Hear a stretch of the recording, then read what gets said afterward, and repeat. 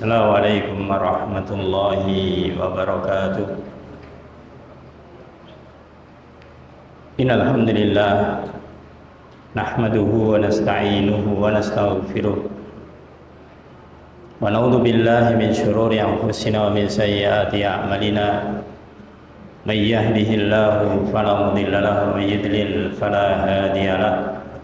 Asyhadu an la ilaha illallah wahdahu la syarika lah wa asyhadu anna Muhammadan 'abduhu wa rasuluh. Qala Allah ta'ala fi kitabihil karim, ya ayyuhalladzina amanu taqullaha haqqa tuqatih wa la tamutunna illa wa antum muslimun. Amma ba'du, fa inna asdaqal hadithi kitabullah wa khairal hadi hadi Muhammadin sallallahu alaihi wasallam. Asyarul umuri muhdatsatuha wa kullu muhdatsatin bid'ah wa kullu bid'atin dhalalah wa kullu dhalalatin finnar. Allahumma shalli ala Muhammad wa ala alihi wa ashabihi wa man tabi'ahum bi ihsanin ila yaumiddin. Ayyuhal ikhwah azani wa azakumullah, alhamdulillah. Puji syukur kita panjatkan kehadirat Allah Ta'ala atas segala nikmatnya sehingga kita bisa melanjutkan kembali kajian rutin kita. Kita membaca kitab Al-Adabul Asyrah, adab yang 10 yang ditulis oleh Syekh Utsaimin Hafizahullah Ta'ala. Di dalam bab yang sekarang kita masuk kepada bab as-sabi', bab yang ke-7, beliau mengatakan yaitu ruddat tasa'uba mastata'ta wa amsik biyadika ala fika wa la taqul Bagian yang ke-7 beliau mengatakan rudda at-tasa'ub, tahanlah tasa'ub, yaitu menguat semampu kalian, dan tahan dengan tanganmu pada mulutmu, dan jangan ketika menguap itu mengucapkan nah gitu ya. Maka bab ini singkat sedikit berkenaan tentang adab tasa'ub, itu bab tentang menguap, adab tentang menguap. Di sini para jamaah menunjukkan sebelum kita bacakan bahwasanya bagaimanakah Islam itu hal-hal yang dianggap remeh, hal-hal yang dianggap kecil itu diatur, sampai menguap saja juga ada adabnya. Kemudian setelah beliau menjelaskan tentang ini di syarah, dijelaskan fihi salasu masail. Di sini ada 3 poin, ada 3 permasalahan, ada 3 poin pelajaran. Fal mas'alatul ula, masalah yang pertama di qaulihi, dalam perkataan beliau ruddat tasa'uba mastata'ta, tahanlah, yaitu ketika kita menguap itu semampu kalian. Ketika menguap tahan semampunya, semaksimalnya. Dia mengatakan namanya tasa'ub itu adalah khuruju hawain minal fam duna nafas. Namanya tasa'ub, menguap itu adalah keluarnya yaitu hawa dari mulut, tapi bukan berupa tiupan, bukan berupa tiupan. Kalau dalam proses terjadinya penguapan, ya, menurut katakanlah ilmu medis atau ilmu dokteran atau secara umum terjadinya adalah ketika kita mau menguap itu kita seakan-akan mengambil atau menghirup udara ketika ngantuk ini ya, itu dari mulut dan dari hidung. Kemudian kita keluarkan lagi, keluarnya itu dari mulut, tidak dari hidung lagi. Nah, ini proses dari menguap secara sederhana. Maka boleh katakan faidan dafa adzalikal hawa min jawfil abdi, ketika ada yaitu dorongan untuk mau menguap, umira bi ayyaruddahu, diperintahkan untuk kita menahan, ya, menahan semaksimal mungkin, jangan sampai menguapnya ini diloskan, ya, terutama ini ketika mengeluarkan hawa tersebut. supaya tidak keluar yaitu secara keras, waradduhu cara menahannya bagaimana? Ya, maksudnya raddu itu adalah habsu wa katmu, yaitu menahan dan menutupinya. Fayaktumuhu mastata ila dzalika sabila, maka ketika kita itu menutupi itu semampunya supaya tidak menguap dengan keras. Nah, ini yang pertama adalah faidahnya, kalau kita sedang menguap maka tahan semaksimal mungkin, bukan menahan menguapnya tapi yang keluar. Sebagaimana ketika kita bersin itu bukan mau bersin ditahan supaya tidak bersin, tidak. Ya, ketika kita bersin adalah salah satu nikmat. Tapi bagaimanakah kita menahan hasil efek dari bersin itu supaya tidak madharat? Ya, makanya kita harus juga menahannya. Begitu juga ini menguap. Ya, kita tahan semaksimal mungkin supaya nanti setelah menguap atau keluarnya itu tidak mengeluarkan suara yang keras. Jadi ditahan. Bagaimana sekarang cara menahannya? Bal mas'alatu tsaniyah, permasalahan yang kedua, fi qaulihi, di dalam perkataannya wa amsik biyadika ala fik, yaitu tahanlah dengan tanganmu ala fik, di mulutmu. Jadi menahan dengan tangan di mulut kita. Maksudnya adalah ikbit biyadika ala fik, tahanlah dengan maksimal, ya, tahanlah dengan maksimal mulut kita dengan tangan kita. Supaya apa? Ya supaya nanti tidak keluar kata-kata yang keras. Nah, mengenai masalah menahan, yang pertama yang disebutkan oleh beliau, ini memakai tangan kanan atau pakai tangan kiri. Kalau bersin kemarin maka disunahkan kita pakai tangan kiri. Kalau menguap maka dikatakan ma yunasibul hal. Kalau menguap ini sesuai dengan kondisi. Fa in kana al-famu mutayyaban laysat fihi raihatun karihah. Kalau misalkan kita ketika menguap itu dalam kondisi, katakanlah mulut kita itu sedang baik-baik saja, tidak ada bau setelah makan ini makan itu, ya, kemudian tidak mengeluarkan bau yang tidak sedap begitu, istamil yumna, pakailah tangan kanan. Jadi pakailah tangan kanan.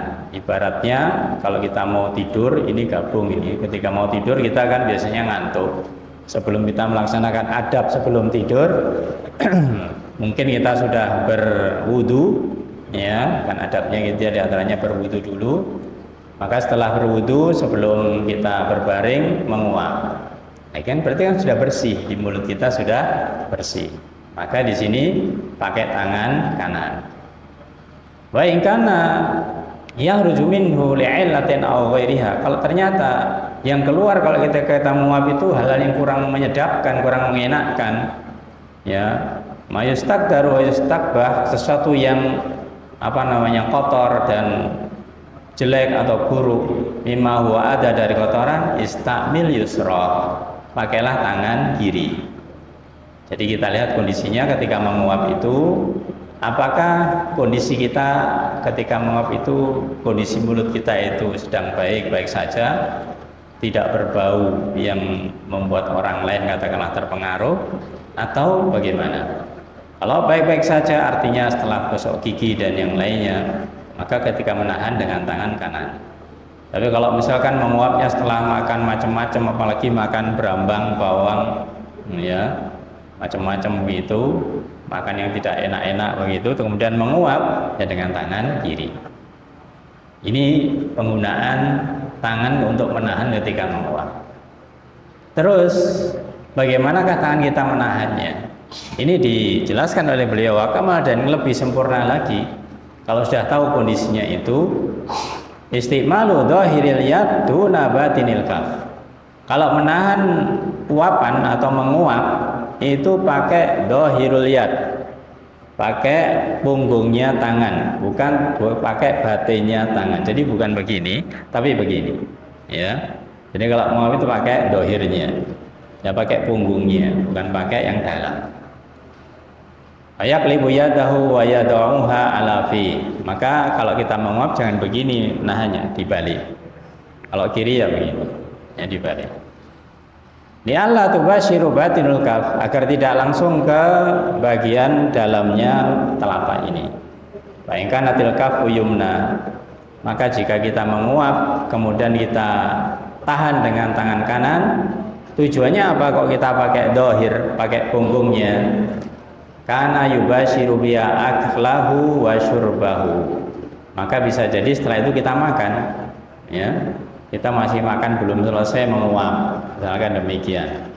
Maka kalau kita pakai dohirnya, pakai punggungnya, maka ini tidak kena efek yang telapaknya, tidak kena efek uapan. Kita masih bisa langsung makan lagi.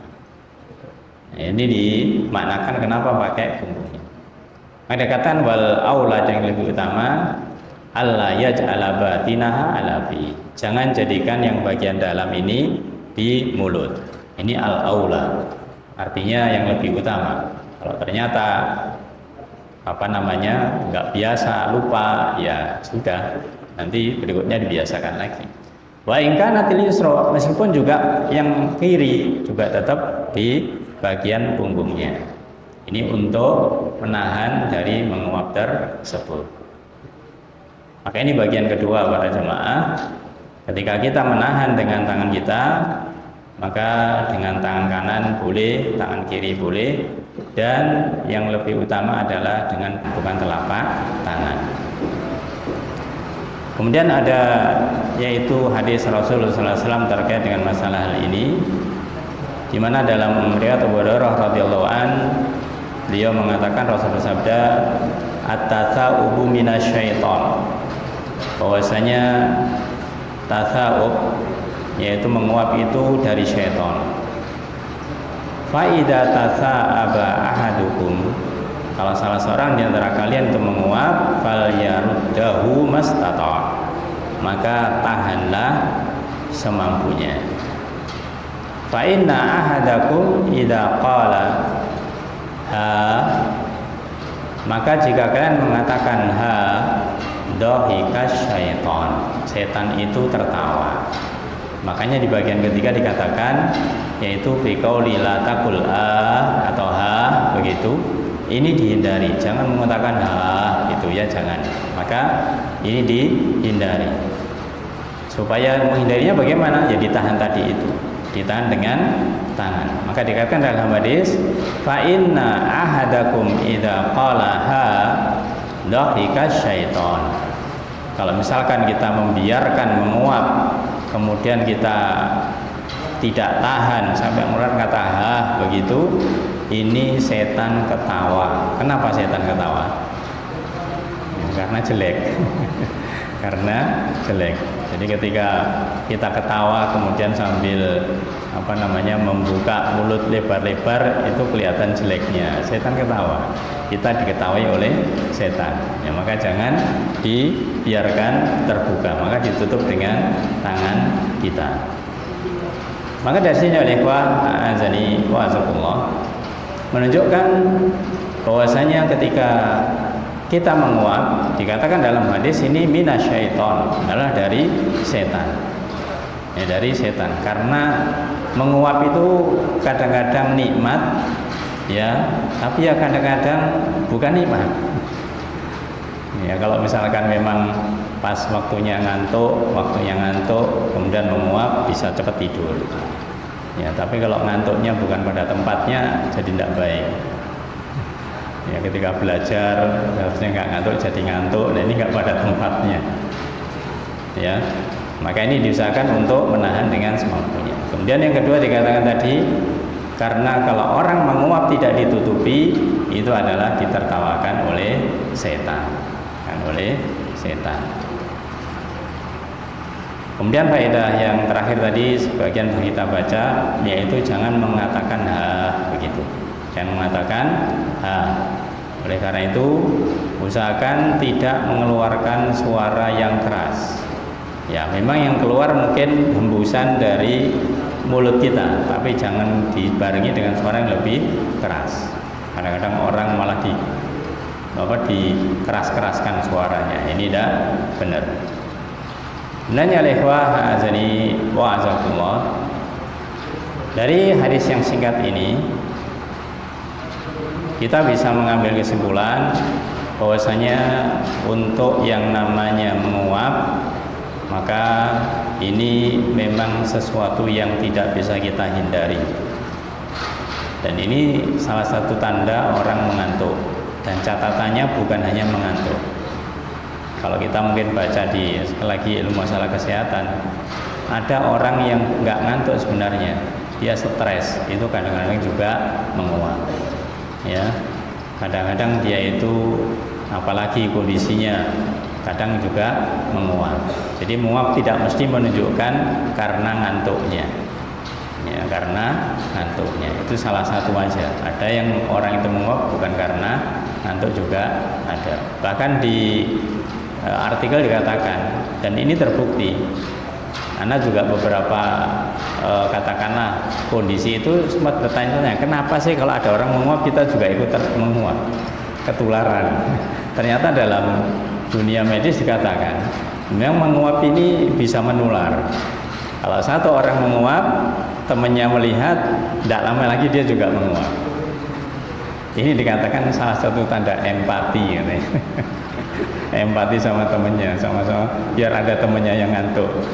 Refleks kadang seperti itu. Ketika ada yang menguap, kemudian temennya juga ikut menguap. Itu yang terjadi memang demikian. Ya, makanya kita ingatkan satu dengan lain adabnya, bukan masalah menguapnya, tapi adabnya dilakukan. Adabnya dilakukan bagaimana? Ya tadi ditahan, ya dengan kita tutupi dengan tangan kita kanan atau kiri, jangan sampai mengeluarkan kata-kata yang keras. Itulah para jamaah adab yang ketujuh di dalam bagian ini yang singkat, semoga bermanfaat. Insyaallah pada waktu berikutnya kita akan sampaikan yang berikutnya biidznillah. Wallahu a'lam bishawab. Kita cukupkan dengan kafaratul majelis. Subhanallahi wa bihamdika asyhadu an la ilaha illa anta astaghfiruka wa atubu ilaik. Assalamualaikum warahmatullahi wabarakatuh.